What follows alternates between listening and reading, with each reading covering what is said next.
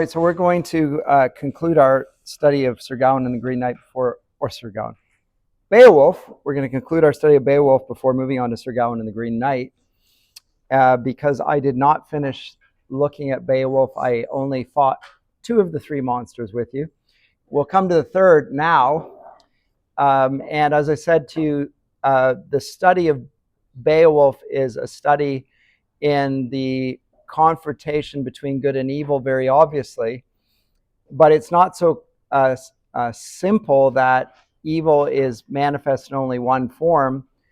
And it's also interesting, I said to you, that the way in which you look at evil and the way in which you fight it to some degree differ on the stages and ages of your life, because Beowulf, as a young man,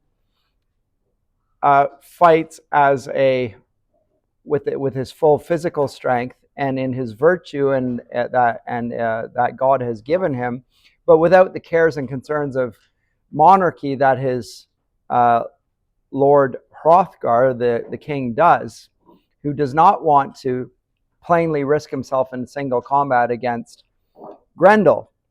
And so Beowulf could be seen to be Hrothgar's superior, but the narrator, whoever he is, who's written Beowulf, makes it clear that Hrothgar is a good king. He says it more than once, even after seeing Beowulf's courage to be far superior to his. And so there's an implicit, well, it's pretty explicit judgment that both men are to be admired in how they confront evil in their particular station in life. And so what's interesting about the third battle between Beowulf and the manifestation of evil, which will be the dragon, is that he is in the same situation as Hrothgar is, because it's 50 years onwards, and he is now the king, just like Hrothgar had been.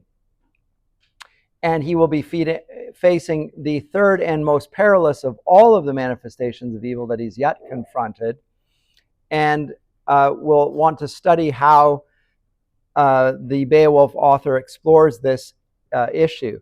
And as I said to you, the forms of the evil seem to be different. By the way, the idea of a threefold trial, we're going to see that again in drgaon and the Green Knight as well. Very much favored in the medieval period. There's a threefold testing scenes. You see it in scripture as well to some degree. Often 3 forms of the same sort of test that will take place, and things are revealed in that. Think of Peter and his 3 forms of denying Christ's identity, which he says he won't do. But there are numerous forms of that sort of threefold repetition here that seem to be patterned by this author as well. And they add a depth to the theme of the confrontation between good and evil each time. So at first we just saw raw violence and brute strength versus Grendel. In the second, we saw that there was the element of fidelity there, the mother's love for a son, which made us somewhat sympathetic with Grendel's mother, but also meant that the evil was a bigger issue than a personal one. It involved kindred and people to some degree, so it's a broader consideration. Just like when Odysseus slays the suitors, he's killing the individuals, but then we find that they have families who are also affected and who are also brought into the mix, whether we consider them or not, and they are also part of whether the actions are to be considered just and so forth.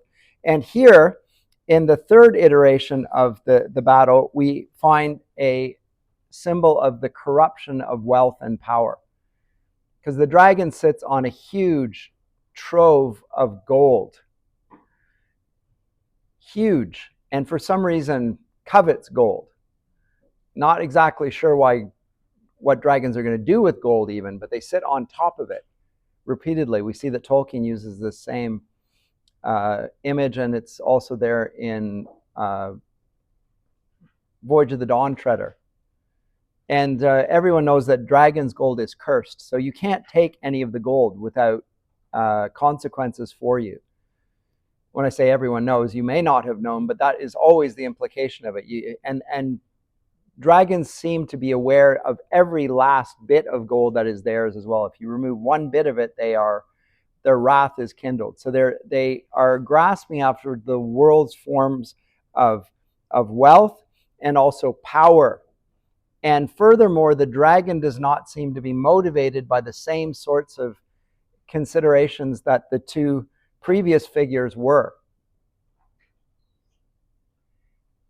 It's not hostility towards the people, Beowulf and his people. It's not a historic animosity. It's not a blood feud.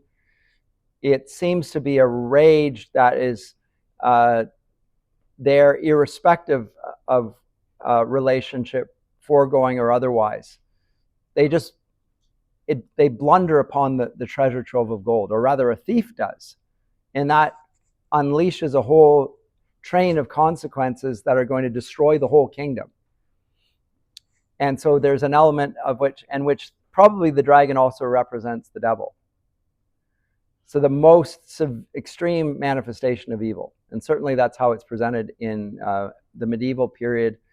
The dragon is presented as a sort of a satanic figure, the serpent that the hero confronts and seeks to defeat. But ultimately, you can't defeat a dragon. Dragons are implacable in their rage, and they are basically impenetrable in their armor and so forth. And so we'll see in Beowulf's last battle a heroic stance, but ultimately one that will cost him his life. And then the question will be, should he have done what he did? Did he have a choice? Because remember, the previous judgment of the Beowulf poet was that Hrothgar was a good king for not risking his life. Because once the king's gone, who is going to guard the realm? Is there somebody there to do that? And will that person be able to do that? Because it's fine to kill your enemy in battle and fall in battle, but what happens afterwards? The kingdom still needs somebody to protect it. Anyway, these will demonstrate Beowulf's growth as a character because 50 years have passed. So let me go to the text here. Just the conclusion of the previous passage. So it's line 2190 if you're following on. And I'll just read the conclusion of that. The battle-famed king, bulwark of his earls, ordered a gold-chased heirloom of Hrethels to be brought in. It was the best example of a gem-studded sword in the Yat treasury. This he laid on Beowulf's lap. So he receives a mighty gift of great value, and then rewarded him with land as well. 7,000 hides and a hall and a throne. So he gives him a sign of honor. He gives him inheritance that he can pass on to his the next generation. He gives hides, which he can use for all manner of things, give to other people and so forth, and a hall and a throne. So he is now part of the nobility, and will be not only will he be vastly wealthy and powerful, his children will be as well. So a huge inheritance. That's the reward for his fidelity to Hrothgar. Now both own land by birth in that country. Remember, Beowulf had come from over the sea. Now he has land amongst the Danes in ancestral grounds. But the greater right and sway were inherited by the higher born. So that's the conclusion of the second episode. Move on to the third because it follows swiftly on from the reward. A lot was to happen in later days in the fury of battle. Hugelac fell, and the shelter of Heardred's shield proved useless against the fierce aggression of the Scilfings. Ruthless swordsmen, seasoned campaigners, they came up against him and his conquering nation, and with cruel force cut him down, so that afterwards the wide kingdom reverted to Beowulf. Why? Because he's the king now. And he's the next in line, as it were, and he now is the king. And he ruled it well for 50 winters. Now, it's 50 years, but note the reference to 50 winters suggests something about the 50 years. If we think it's 50 summers, this is a easy time. Lots of fertility, lots of warmth, lots of light, lots of goodness. He reigns for 50 winters. These are hard seasons, but he stays, and he's a good king during 50 winters. So his reign as king is not easy. I think that's what the 50 winters connotes here. And he grew old and wise as warden of the land until one began to dominate the dark. Now note that, again, that Tolkien picks this up on this in The Lord of the Rings as well. When the ring is destroyed, or even Sauron is cut down, that doesn't mean evil's gone. Evil goes underground and lurks there and will manifest itself again. This is the story of human history. When you think you've defeated evil because your opponent's evil and it's a huge battle and the costs are great, there's a time when it appears like everything's gone to peace and tranquility and we'll all live happily ever after. The golden age has come. But that's never the story. That's never the truth of the story. Evil then licks his wounds and comes back in another form and so forth. So the Second World War was a time of horrific conflict, a time of considerable peace thereafter. The question is in our days whether that will continue. Is evil not in fact growing? Does it seem like things are getting better and better, or even that they're staying the same? Most people have the sense that they're getting worse. And evil has been growing. And that's because evil is something that is not associated with an individual or a nation. It's part of the fabric of the fallen world after Adam and Eve's original sin. That would be the Christian take on it. It's one that I certainly subscribe to, and that's the one that the narrator seems to present as well, because he ruled it wise as warden of the land until one began to dominate the dark. A dragon on the prowl, from the steep vaults of a stone-roofed barrow, where he guarded a hoard. A barrow is a grave site. There was a hidden passage, unknown to men, but someone managed to enter by it and interfere with the heathen trove. He had handled it. He had handled and removed a gem-studded goblet. That's it. It gained him nothing, though with the thief's wiles he had outwitted the sleeping dragon. That drove him into rage, as the people of that country would soon discover. The intruder who broached the dragon's treasure and moved him to wrath had never meant to. So it's not that there was an explicit confrontation or even an awareness that it was a dragon's trove. He just fell into a passage that happened to be filled with gold. He takes one of it. Why does he take the gold? He's poor. It was desperation on the part of a slave, fleeing the heavy hand of some master, guilt-ridden and on the run going to ground. But he soon began to shake with terror and shock. The wretch panicked and ran away with the precious metalwork. You know where Tolkien gets his stuff from? Yeah. There were many other heirlooms heaped inside the earth house, because long ago, with deliberate care, somebody now forgotten had buried the riches of a high-born race in this ancient cache. Death had come and taken them all in times gone by, and the only one left to tell their tale, the last of their line, could look forward to nothing but the same fate for himself. He foresaw that his joy in the treasure would be brief. So there's a sense that evil is endemic in the fallen world, and you can defeat it, and you need to defeat it. It needs to be opposed. There needs to be heroism, but the evil remains, and it ultimately will proliferate and grow and seemingly get stronger. And that's the other thing about the account, is that evil seems to get stronger even when you strike it down. First, it was just a physical being, violence. Then it seemed to be connected to blood feuds and races and families.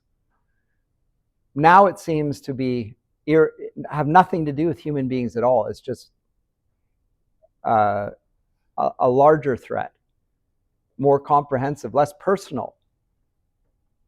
And it's just blundered upon by this poor thief who's poor and a slave. We take pity on him. He's not trying to steal anything, even though he's called a thief. He's gone into a burial site. If you take stuff, then you're a thief. But he didn't intentionally go in there to rob a burial site, or at least It's not obvious that that was the case.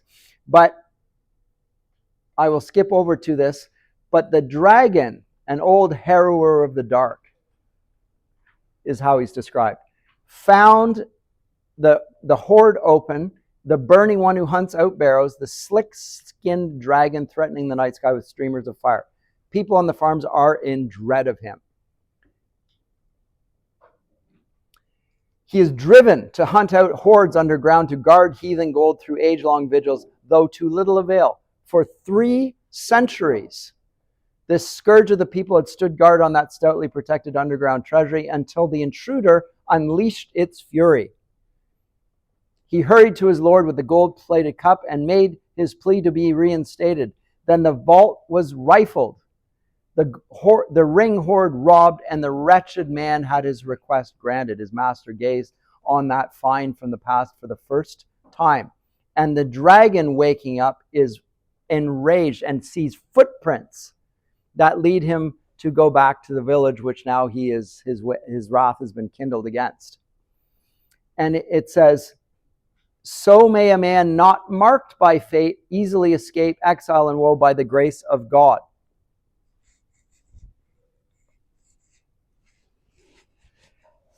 The horde guardian scorched the ground as he scoured and hunted for the trespasser who had troubled his sleep. Hot and savage he kept circling and circling the outside of the man. No man appeared in that desert waste, but he worked himself up by imagining battle. Then back in he'd go in search of the cup, only to discover signs that someone had stumbled upon the golden treasure. So the guardian of the mound, the horde watcher, waited for the gloaming with fierce impatience. His pent-up fury at the loss of the vessel made him long to hit back and lash out in flames. He's enraged not by the loss of a son, but a little gold.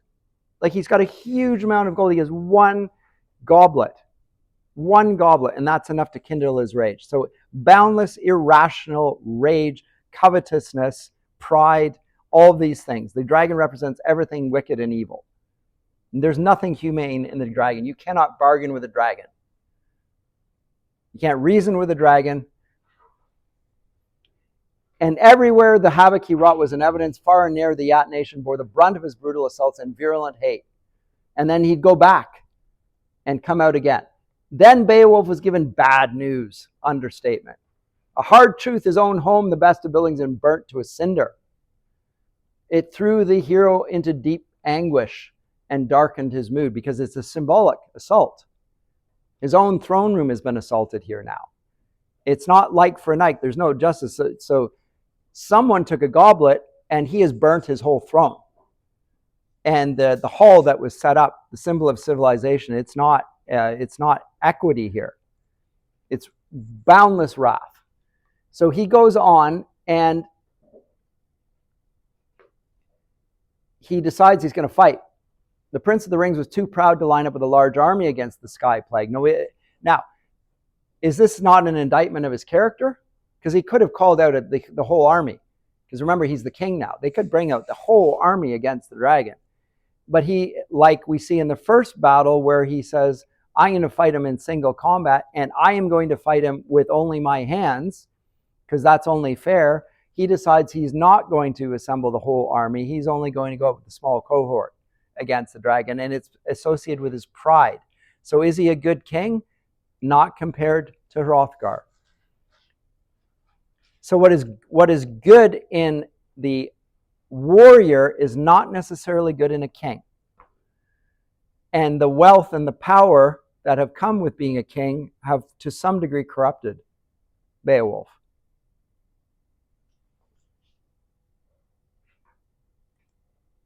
He was too proud. He had scant regard for the dragon as a threat, for he had kept going often in the past through perils and ordeals of every sort after he had purged Hrothgar's hall, triumphed in Heorot, and beaten Grendel. He had outgrappled the monster and his evil kin. So there's a flashback to Hrothgar's death and his all sorts of reckonings of the past, and they decide what they're going to do, and Beowulf has forebodings about what's going to transpire, but nonetheless he's going to ride out in battle with a few men, 12 of them in all. If you've read Tolkien's The Hobbit, you'll see the similarities from that account to this one as well. And Beowulf speaks and recalls his early days. So lots of background and wars in the past, and I'll skip over all that. But note all of these are, you get Beowulf as the heir and the king, you get the dragon, and then you get this extended interlude of discussions of other events that have transpired in between. And you haven't forgotten about the dragon as the reader. The dragon, you think, well, what about the dragon? Why are you telling me all of these stories? It's building suspense. It's adding richness. It's connecting the stories and vicissitudes of men into the mix. But then finally we return back to Beowulf, and he makes a boast. For the last time, I risked my life often when I was young. Now I am old, but as king of the people, I shall pursue this fight for the glory of winning. If the evil one will only abandon his earth fort and face me in the opening. He decides he's going to go back and act like he was a brave young man again. If I can just bring him out one-on-one, then that's how I'm going to do it. Then he addressed each dear companion. Imagine what they're thinking. They're these fighters in their helmets, resolute and highborn. I would rather not use a weapon if I knew another way to grapple with the dragon and make good my boast as I did against Grendel in days gone by. But I shall be meeting molten venom in the fire he breathed. So I go forth in mail shirt and shield. And he then goes and fights. He fights the dragons. And I'm going to skip over the fight. But among other things, the sword that he has fails, just like it did when he fought against Grendel's mother, the heirloom that he was handed by Unferth. He finds the giant sword, that slays it. But his sword, the famous sword, infallible before that day, it failed when he unsheathed it, as it never should have. Okay, it never should have. So there's a sense here of fate. Up to this point, there's been providence that had been intervening on his behalf, and he had been lucky. Now it appears that he's suddenly become unlucky. And something that's happened that maybe ought not to have happened. Is it connected to his pride? The narrator is not clear on it, but at any rate, it failed for the son of Ecthio. It was no easy thing to have to give ground like that and go unwilling to inhabit another home in a place beyond. So every man must yield the leasehold of his days. And all but one of his friends, 12 friends, deserts him. His sword fails. His supporters flee. There's just him and one. And the dragon. And his name, the friend who stands with him, his name is Wiglaf. Important character. He's the one who's going to carry the story onward after this. But his name was Wiglaf, a son of Weohstan's, a well-regarded Shilfing warrior related to Elfhere. When he saw his lord tormented by the heat of the scalding helmet, he remembered the bountiful gifts bestowed on him, how well he lived among the Wegmundings, the freehold he inherited from his father before him. He could not hold back. He loves Beowulf. He will not abandon him to his death. He could not hold back. One hand brandished the yellow-timbered shield, the other drew his sword, an ancient blade that was said to have belonged to Eanmund, the son of Othir, the one Weohstan had slain when he was in exile without friends. He carried the arms to the victim's kinsfolk, the burnished helmet, the web chainmail, and the relic of the giants. And he kept this, and then Wiglaf speaks to the deserters and excoriates them for deserting their lord. Sad at heart, addressing his companions, Wiglaf spoke wise and fluent words. These would be the poet's own desire to speak in this situation. I remember that time when mead was flowing, how we pledged loyalty to our Lord in the hall. Promised our ring giver we would be worth our price. This is their troth. I talked about this already. They've plighted their troth. They've given their word. They've exchanged rings. They're bound by an oath. When the times were good, when we were drinking our mead, you were happy to honor that. And now that times are desperate, where are you? Making good of the gift of the war gear, the swords and helmets, as and when his need required it. He picked us out from the army deliberately, honored us and judged us fit for this action, made me these lavish gifts, and all because he considered us the best of his arm-bearing thanes. And now, although he wanted this challenge to be one he'd face by himself alone, the shepherd of our land, a man unequaled in the quest for glory and a name for daring, now the day has come when the Lord we serve needs sound men to give him their support. Let us go to him.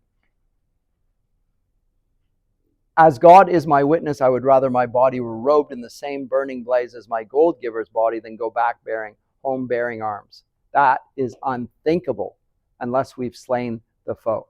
So Wiglaf goes and the other don't. Dragon attacks again and then a third time. And on the third time, Wiglaf gets behind him and gets him. But Beowulf gives him the fatal wound, but is killed in the process himself. So once again, the king gathered his strength, drew a stabbing knife he carried on his belt, sharpened for battle. He stuck it deep into the dragon's flank, dealt it a deadly wound. They had killed the enemy. Courage quelled his life. So note, the virtue triumphs over evil in this. Extraordinary. And moving speech by Wiglaf.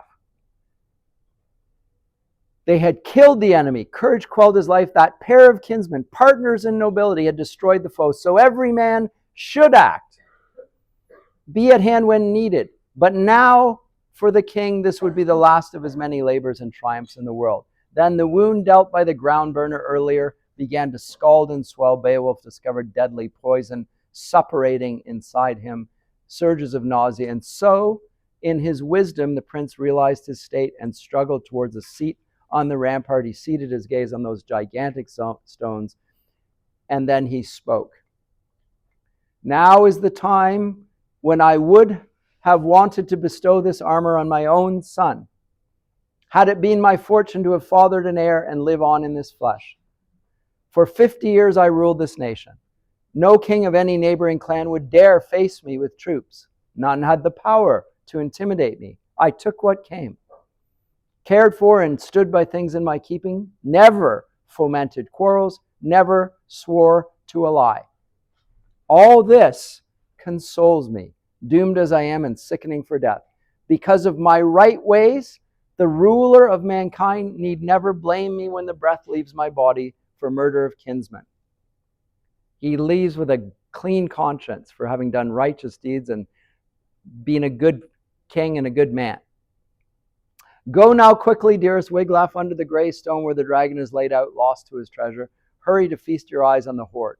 Away you go. I want to examine that ancient gold, gaze my fill on those garnered jewels. My going will be easier for having seen the treasure, a less troubled letting go of the life and lordship I have long maintained. Oh, whoa, hold on. What on earth is with this? I did all this for honor. I did all this for glory. I always did the right thing. Can I just look at the gold one last time before I die? What's happened to him? Been corrupted. He's been corrupted by the gold. Like that's not your last words. The heroic, great, valorous man, his last words are, can I just look at the gold trove one last time? Right? Tolkien will pick this up in when he look at the ring. You know, it's the allure, the pride of life, maybe. And so Wiglaf enters, does what he's commanded, goes into the barrow, returns with the treasure, and Beowulf gives thanks and asks for a commemoration to the everlasting Lord of all, to the King of glory. I give thanks that I behold this treasure here in front of me. So he swears to God, but we see that he himself has been corrupted in the end. The evil has taken him down. Not in the physical form of the dragon, but in the thing that the dragon prizes is now the thing that he prizes. Even though he's lived his life for honor and glory, he, out of his pride, has now lusting after he's become like the dragon. I'll just leave it off with that. There's a lot more that I could say, but I need to move on to the next thing. But I think you can see it's a brilliant tale. And if you've read Sir Gawain the Green Knight, Lord of the Rings, or the Hobbit, you can see the echoes of it all over the place, and things that he's gleaned from it and used for it. And the characteristic of Beowulf, he's brought down not by a physical enemy, but by his own spiritual nature, corrupted within him, the pride that comes with kingship. So it's not that he's a good warrior, but he's perhaps not a great king. So often the story in the Old Testament of the kings that live well until their old age, and then they're brought down. I'll leave it at that.